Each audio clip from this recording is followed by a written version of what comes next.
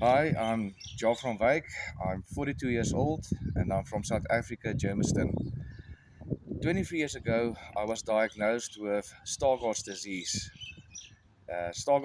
Disease affects your eyesight, which I have less than 10% vision now and is legally blind.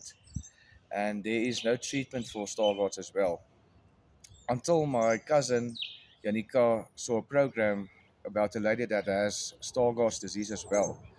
And she went for the treatment in Germany, Berlin, and her eyesight improved. My cousin also started a Backer Buddy fund to raising funds for this treatment because this treatment is very expensive and we have to be there for 2 weeks.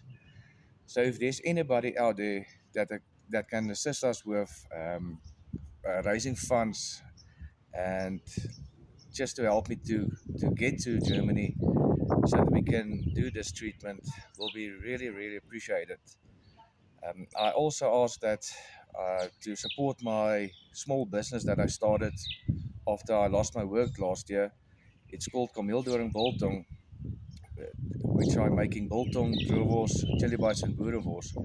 And part of that is going for raising funds as well for me to go to Germany. So yes, if there's anybody that can assist us, it will be really appreciated. Thank you.